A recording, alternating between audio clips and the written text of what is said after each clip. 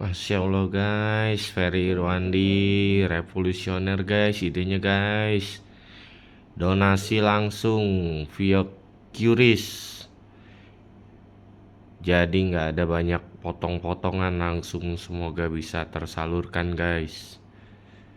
Nggak kena sunat penyelenggara platform. Keren. Ide revolusioner Bang Ferry. Subhanallah guys.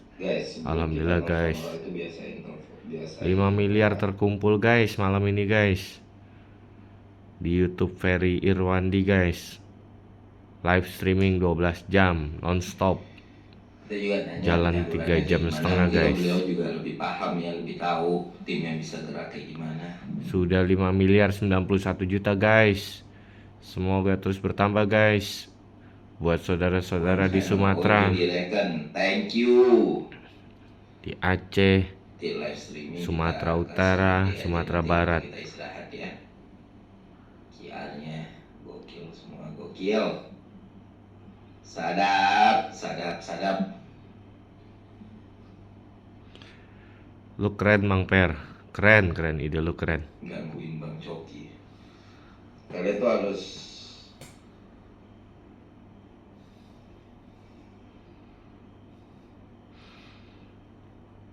Kita coba panteng ya guys. Sampai mendekati jam 2 pagi guys. Pergerakan donasi Bang Ferry. Ini live streaming yang sangat berfaedah. Semoga pihak kita bisa amanah dan tersalurkan ke penerima yang tepat. Korban saudara-saudara kita di Sumatera yang terkena bencana guys. pokoknya mana ya?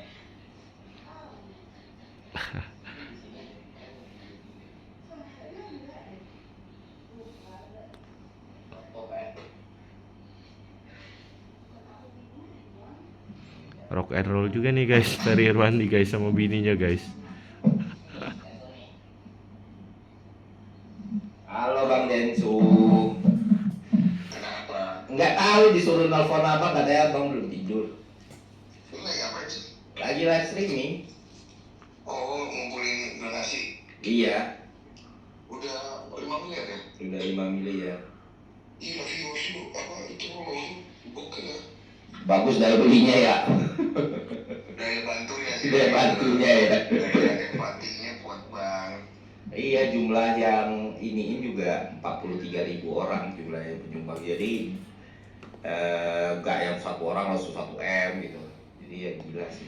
Respect Satu banget. orang 43.000 orang tuh pegang 43 berapa tuh 43.000 M. 43 triliun abangku. Oh iya 43 triliun maaf ya, sudah malam ya. Jadi apa lagi namanya rencananya gimana itu duit nanti? Ya, abang dah punya saran nggak? Kan inilah tujuan saya menelpon kan untuk belajar gitu.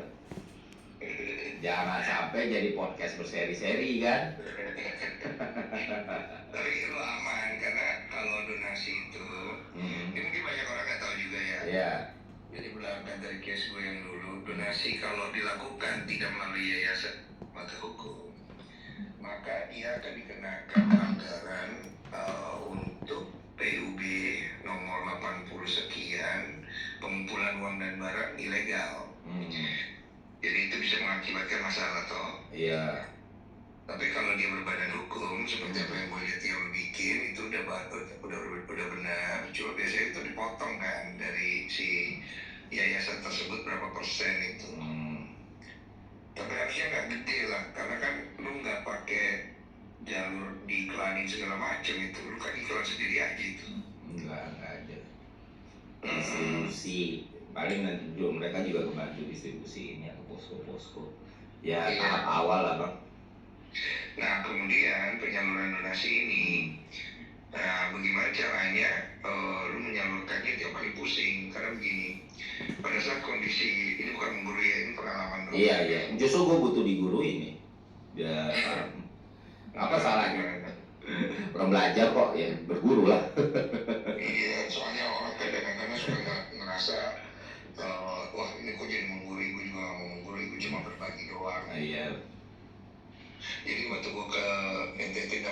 tempat dulu ketika gue bawa donasi. Iya. Jadi gue udah punya banyak sekali pengalaman di mana hal yang paling pertama adalah sulitnya untuk mencari kebutuhan di lokasi langsung dalam bentuk barang, sembako dan lain-lain, dikarenakan barang-barangnya menipis. Jadi kalau lu mau belanja, lu harus belanja dari beberapa tempat titik yang lu udah harus bisa survei bahwa di sana stok barangnya itu ada dan harganya biasanya naik. Oke. Dan itu butuh transportasi. Makanya kita transportasi jadi matters banget ya, karena Oke, itu metersnya luar biasa. Nah, permasalahannya yang terjadi di Aceh Sumba, jalur transportasi banyak terpotong. Jembatan banyak yang hancur dan kondisi jalannya itu tidak baik-baik saja. Jadi jalur yang paling mudah yang sementara ini paling bisa dipakai itu gue udah lakukan riset diam-diam itu udara dan air. Iya, emang harus nyewa helikopter, tapi ketersediaan helikopter juga even though kita punya uang ya juga dikit kan, karena kan masih bergantung sama pemerintah daerahnya. Betul, jadi kalau kemudian ada kecenderungan di mana masyarakat berteriak bahwa kami kok belum dapat bantuan segala macam, itu hal yang pasti akan terjadi dan tidak mungkin tidak terjadi dikarenakan kondisi jalur itu benar-benar sulitnya minta ampun. Makanya kemungkinan feeling gua akan lebih banyak lagi yang meninggal dalam proses recovery ini. Iya, dan proses pemulihannya itu berat juga dan kondisi alam di situ juga unpredictable.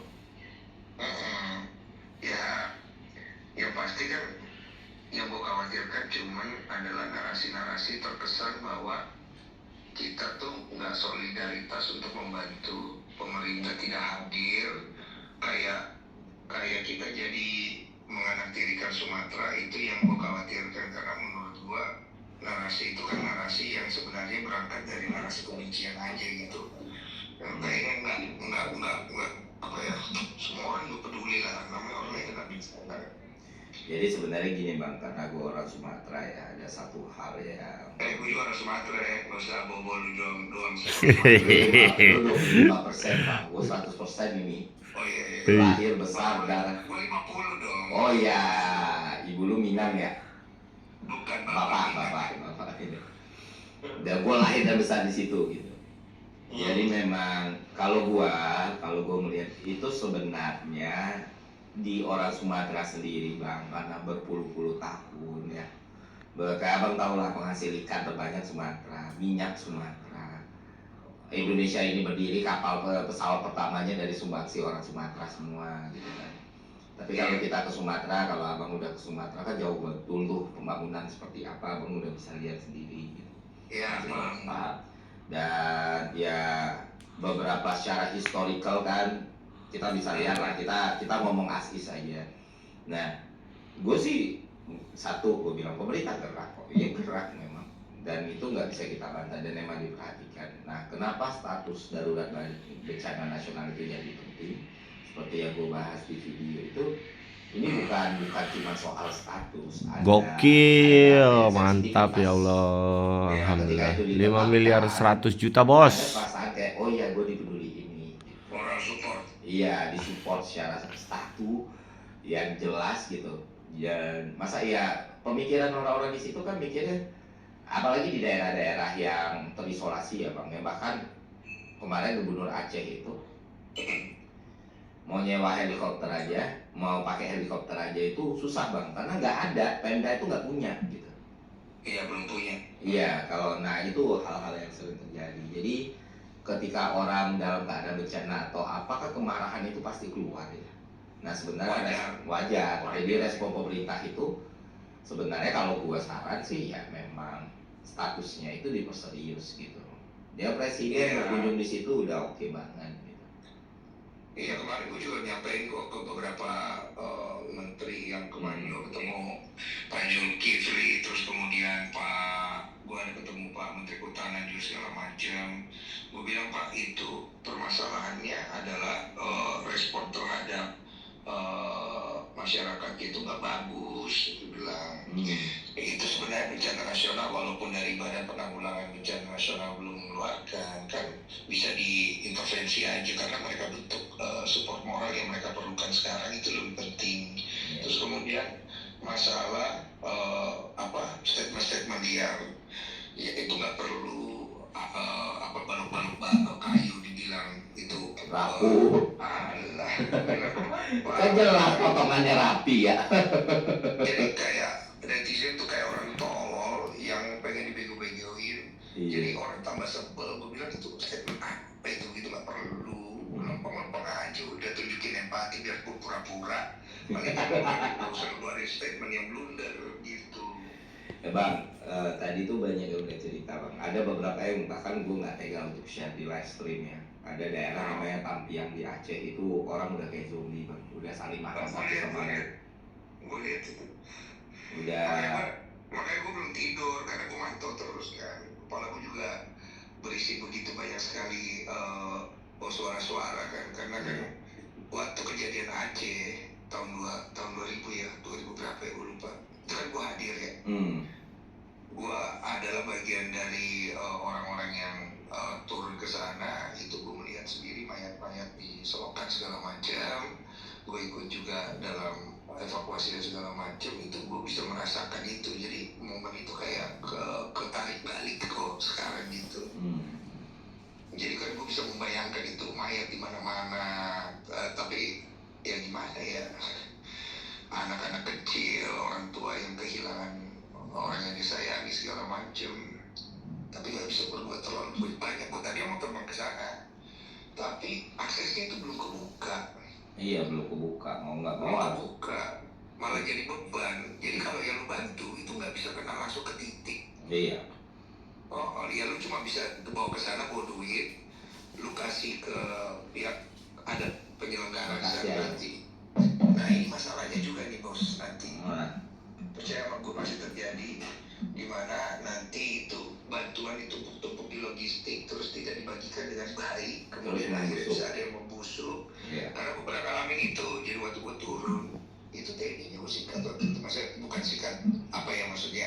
Jadi gue bilang, Pak saya nggak mau masuk logistik, saya langsung mau bagi kepada orang yang membutuhkan. Langsung ke posko mungkin kali bang, langsung ke orang ya, posko orang gitu. Jadi gue juga gak mau ke posko, jadi gue langsung bersalurin langsung ke penerima manfaat. Jadi karena banyak yang di stok, ternyata nanti lu lihat ya, ini kan turun terus nih bantuannya. Jadi nanti bantuan itu akhirnya tertimbun. Datang lagi bantuan, tertimbun di logistik. Ini pasti nanti akan terjadi nih. Kemudian nanti sudah mulai pulih, nah bantuan itu akhirnya dijual. Itulah kenapa harus benar-benar kita pantau ya. Iya, dan itu berat bro. Siapa yang mau ngabisin waktu di sana mantau 1x24 jam? Itu makanya waktu gue turun pertama, gue langsung waktu itu gue bawa 22 truk itu, gue langsung gua keringat gue nggak peduli. Gue turun sendiri karena memang niat gue begitu. Gue bagi langsung bersama dengan TNI dan segala macam, langsung ke penerima tangan pertama. Ya kita tuh mau mastiin ini bang, bisa dapat jalur akses udara atau laut ya ke beberapa daerah. Kayak tadi Tampiang itu jadi prioritas banget. Iya, terus tapi kayak kalau udara itu lu bawa barangnya sedikit. Iya sih. Jadi udara itu diprioritaskan untuk titik-titik yang paling sulit terjangkau. Jadi main sistem lempar aja. Karena masih banyak yang terjebak di situ, percaya sama gue. Banyak yang terjebak. Belum nanti penyakit. Masih panjang ceritanya itu. Itu yang kita coba jalani pak. Semoga berhasil. Turun langsung terus seru. Gue berapa kali turun langsung terus seru. Ya buat anak-anak muda kayak kalian, turun langsung gitu, best experience in life lah bang. Ya gue lebih muda sih dari lu, tapi nggak semudah itu juga. 35 juga umur gue ini bang. Tapi kan kalau lulusan nama alam saya senior Anda. Iya makanya saya udah encok-encok juga. Bang Denso atlet 35, Bang Denso mungkin kayak 20 saya ya. Gue pernah rappelling turun dari ketinggian 30 meter buat nurunin bantuan tuh pernah bro. Dengan kalian rappelling gue sendiri yang gue pelajarin sendiri lah di alam pernah, jadi udah banyak hal dan itu menyenangkan banget di kala muda. Ada tadi saran gitu, buat donasi dapat 30 M gampang. Jadi Corbuzier, FS dan Denny Sumargo di ring gitu langsung sih. 30 M orang mau bayar itu sudah. Buat orang ayo kok. Tuh Om Ded di call out tuh. Gua kok. Tapi yakin menang kan bang? Gua gak peduli menang kalah. Enggak, kita tapi kan lu pasti peduli lah menang kalah dikit. Oh kalau sekarang udah enggak sih bro mah. Sekarang Anggaplah gak ada donasinya bang, anggaplah gak ada donasinya. Di ring sama Om Ded yakin menang nggak? Nah iya. yakin menang kayaknya enggak sih, soalnya gue nggak tahu juga kekuatan dia, tapi kalau udah di atas ring gue pasti usahakan menang lah kalau tanding. Oke. Nah itu kalian grip ya. Densu sangat percaya diri menang dari Deddy Corbuzier. Anjing gue digoreng.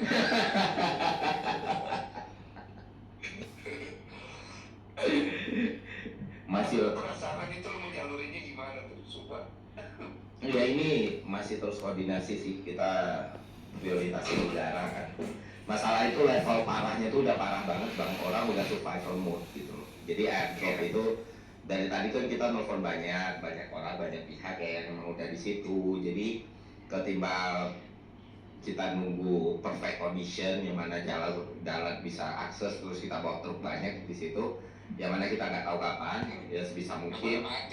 Iya makanya bang tadi ada cerita Bang Langsa di Tamiang itu mobil sembako masuk habis bang di Lampok orang udah survival mode. Terus Pasti udah jam segini ya, gue ceritain aja lah ya Bang Densu. Tadi aku dikasih voice note, dikasih cerita horor, ada pemerkosaan beberapa tahun ya di bawah di terus masih sempet-sempetnya ya di bang. Manusia dalam kondisi yang benar berarti kan itu situasi sosial, situasi kelompok masyarakat di situ kan udah separah itu ya. Dan dalam situasi seburuk itu kan orang udah ya hukum aturan benar-benar. tapi ya menurut gua ya itu dia lah, kita juga nggak bisa membenarkan hal seperti itu. Ya nggak bisa, memang nggak bisa. Makanya tentu itu sesuatu yang salah dan kriminal ya. Makanya itu keji banget. Keji. Di tengah kondisi begitu sempat-sempatnya perkosa orang kan anjing. Ya makanya waktu Coli kan bisa coli. kayak gitu lah. Kalau Makanya nggak mayat lah mayat. goblok bang itu. Mana lu kalau mau keji sekalian kan. Ya kayak gitu dong. Mayat hewan. Gua kadang-kadang udah gak masuk otak gua kalau manusia kayak begitu. Ya udah parah. Kalau gue ngeliat ya jelas orangnya, berarti kan hukum udah nggak bergerak di situ ya. Orang udah ngeliat ya udah kita udah terisolasi berhari-hari nggak ada something gitu. Akhirnya orang semua jadi brutal buas, yang mana emang salah. Tapi secara holistik kita lihat berarti kan ada sesuatu yang harus diselesaikan. Dan jangan sampai yang kayak gini meluas. Kita udah melihat penjarahan di Sibolga. Orang lapar bang, bener-bener lapar gitu loh. Wajar, itu wajar banget orang lapar, tapi kan itu lapar ya bukan sange ya. Iya, orang lapar jadi gila kan. Jadi Gue juga ada mau bahas dikit tuh mengenai masalah di sana itu kan awal mulanya itu kan sebenarnya masalah perubahan iklim. iya. Itu kan memang ada apa lagi namanya hujan yang memang kayak tahunan gitu loh. Cuman permasalahannya itu adalah kepadatan penyerapan air di sana itu kan memang jelek banget dikarenakan banyak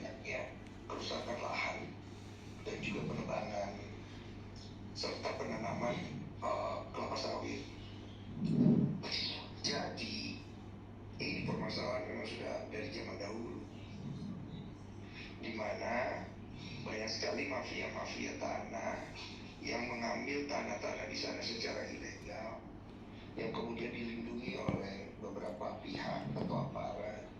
Ya saat itu susah banget untuk dibasmi. Kenapa? Karena mereka menggunakan rakyat yang dipekerjakan sebagai tamennya. Iya. Kan? Iya. Dan dampaknya salah satunya kena ke Taman Nasional Tesonilo itu. Tesonilo itu parah banget. Tesonilo itu luas lahan mereka, yang mana itu bahkan pemerintah pun tidak boleh menggugat. Tanah itu adalah 80.000 hektar. Lu bayangin tinggal 12.000. Pancangnya di pinggir-pinggirin terus cuy istilahnya. Dan yang paling gila lagi, mereka bikin rumah di dalam hutan. Gila. Sebanyak kurang lebih 500 pemukiman. 500 sih. Dan gajah lewat sono. Gajah lewat sono, dia tahunya itu jalurnya. Orangnya kagak terima. Dibilang gajah ngerusak rumahnya, gajahnya diracun. Anjing emang, anjing semua itu. Aduh, kacau banget. Terus pemerintah pasti kena. Kambing hitam pecah sama gua, kena itu semuanya. Mau dia benar, mau dia salah, kena itu. Gua udah bilang sama Menlut, lu siap-siap dibombardir netizen babak belur. Lu mau benar mau kagak, lu salah ya dalam hal ini deh. Ya, Pusing. pusing emang. Tapi feeling gua ada satu nama bakal naik tersangka sih. Naik tersangka. Dari masalah ini di perhutanan feeling gua. Ntar lihat aja. Ya, orang sekarang ketimbang kayak gitu mikirin nih. Ada ribuan atau puluhan ribu orang yang nasibnya telantar. Gue malah mikirin lagi bang. Itu tuh kan ada dua siklon kondisinya. Jadi siklon terbentuk karena suhu memanas kan, laut itu menguap, bikin badai lah dia di atas, IOD negatif, curah hujan terus. Dan kita ingat loh, kita nggak lagi bicara di bulan Januari Februari, kita bicara di awal musim hujan. Maju dia. Bukan cuma maju bang, ekstrim kan. Nah kondisi kayak sekarang, makanya gue mikir ini sampai kapan yang harus dipikirin itu evakuasi warga itu emang harus sudah dipindahin dari sekarang. Kita itu masalahnya adalah nomor satu Pak, uangnya itu nggak tahu lari kemana. Itu Tahu lah Pak lari kemana. Kalau dari anggaran paling banyak kemana Pak? Sebut dong. Kenapa anggaran penanggulangan bencana tahun ini kurang? nggak tahu. Kenapa Gubernur Aceh masih harus nyari helikopter? Sebut nama dong kalau kan. Nanti saya kembali ya Bapak, nanti saya informasi. Jadi masalah kita paling utama di situ sampai akhirnya ada presiden yang bisa membenahi masalah ini dan berani untuk pasang badan, maka kita pelan-pelan akan keluar. Cuma masalahnya sekarang adalah kita kan nggak tahu percaya siapa nih. Di tengah banyaknya trust issue, kemudian banyaknya berita yang mana hoax, mana benar, mana framing, mana apalah segala macam. Masyarakat yang makin resah, ya kan? Iya. Karena kondisi harapan yang tidak pernah terwujud. Setiap 5 tahun sekali milih orang babak belur terus, entah dari DPRD sampai tingkat ke atas. Jadi lama-lama masyarakat ini kan dia kesel sendiri ya. Ibaratnya akhirnya dia membabi buta, bisa-bisa mereka ini berontak. Ya itu ya gue ngomong belak-belakan aja. Kalau pemerintah salah penanganan ini, masalah disintegrasi itu bisa terjadi lagi loh. Dan kita semua nggak mau itu sebenarnya. Kemarin tuh gue ada ngobrol ya sama beberapa, aduh ini direkam ya. bang. Bocor lagi kayak Pak Prabowo itu kemarin tadi gue lihat videonya apaan coba tuh. Lu udah lihat belum? Yang mana tuh? Yang ini lo ada teleponan sama siapa itu? Pakai baju tentara. Disebutlah namanya kan tanya-tanya siapa. Saya kan tidak tahu bang Densu yang lagi mau cerita bang. Cuma kan gue nggak tahu itu video apa kebenarannya gimana kan. Tapi kan abang tahu orangnya. Ntar gue dibilang DFK lagi.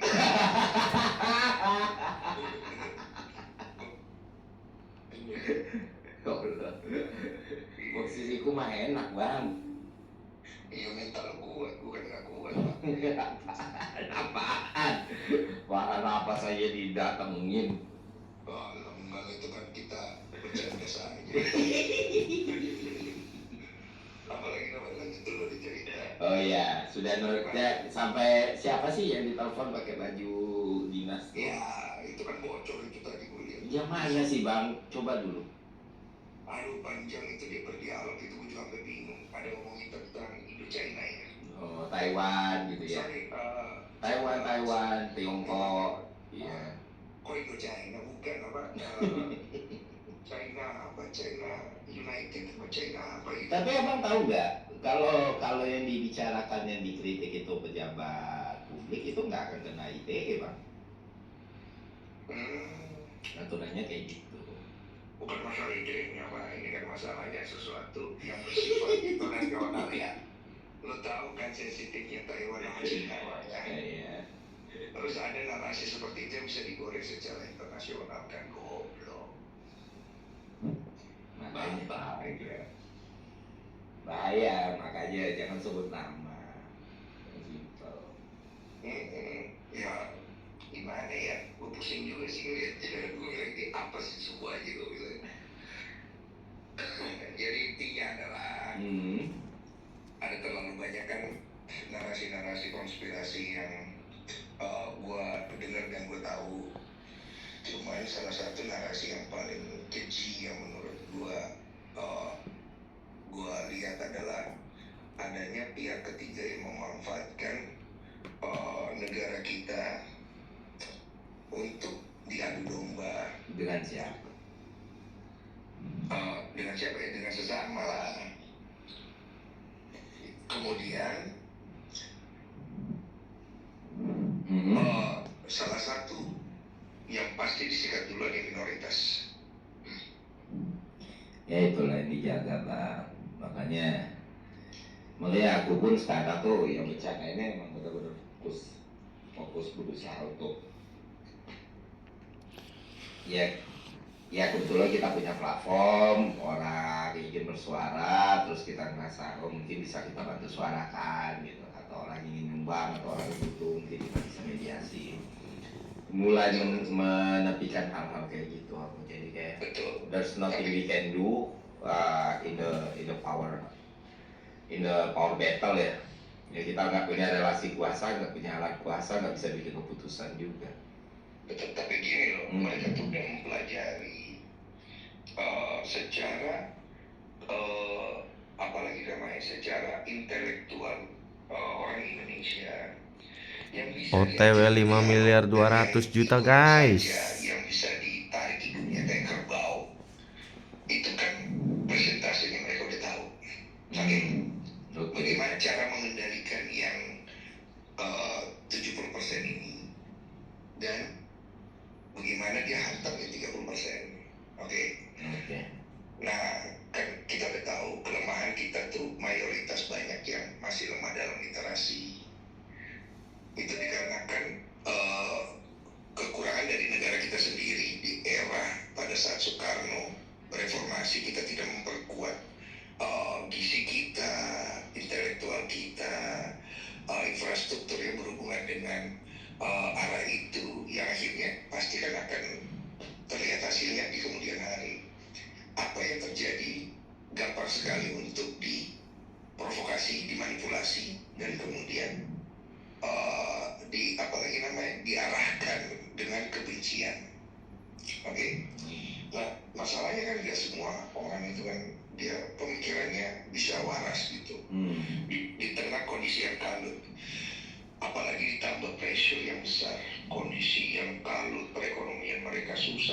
macem.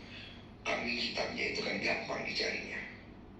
Iya. Oke, jadi kita susah nih nanti apa untuk membendung ketika akhirnya 70% ini ngamuk. Siapa yang berani bendung? Nggak ada. Ya, makanya kan simpel, kalau pemerintahnya kerja yang benar ya kayak gitu aja, nggak mau kayak gimana pun mastermind-nya sepintar apapun. Gimana pemerintah yang mau kerja benar? Yang dipilih juga banyakan yang nggak benar, bos. Ya, bukan saya yang ngomong. Ya gimana? Sekarang gimana coba? Coba tanya. Jadi menurut Bang Detsu banyak yang nggak benar nih. Menurut hitungan gue banyak yang nggak benar. Kenapa? Karena orang yang benar itu pasti sedikit. Oh, Karena kalau di Indonesia orang yang benarnya banyak, negara kita itu sudah jauh maju. wah Bang Detsu sangat berani. Kalau saya sih semuanya benar. Termasuk capres kemarin, saya bilang semuanya bagus. Jadi saya coblos tiga-tiganya. Itu nggak benar, itu berarti nggak sah. Ya, tapi kan tidak memilih adalah bagian dari pilihan, Bang. Iya, tapi kan tidak fair lah ya kalau kata orang ya. yang gua lihat begitu. Cuma gue selalu punya harapan. Harapan itu kan yang selalu menjaga kita untuk selalu berada di jalur yang baik. Dimana suatu hari nanti kita akan lebih banyak lagi orang-orang benar yang menjadi aparatur negara kita, yang kemudian akhirnya negara ini akan menjadi lebih solid, lebih bagus. Karena gue tuh suka iri loh sama negara-negara yang paling dekat kayak Singapura. Singapura itu kan kecil sekali bro. Iya. Lee Kuan Yew itu siapa? Gue ikutin dari waktu tanah Singapura itu kan tanah Malaysia tadinya, yang dianggap tidak memiliki potensi apa-apa, yang akhirnya dihibahkan saja begitu istilahnya, kemudian dikelola oleh orang yang namanya Lee Kuan Yew. Bagaimana dia membawa Singapura itu yang gak punya apa-apa bisa menjadi satu negara yang punya integritas, punya harga diri, punya rules yang kuat, punya disiplin yang bagus. Indonesia lebih punya daripada itu, bos. Bang, untuk Singapura ada satu, Bang, alasan kemajuan Singapura luar biasa sekali. Tapi ini dari live dan gue nggak bisa ceritain. Gimana kalau gue ceritain, tapi suaranya gue matiin. Oke. Seru ini ya. Lucu banget. Bentar, jangan sampai bocor suaranya. Mati kita kalau bocor. Selesai semua udah. Itu lu yang gue. Enggak lah,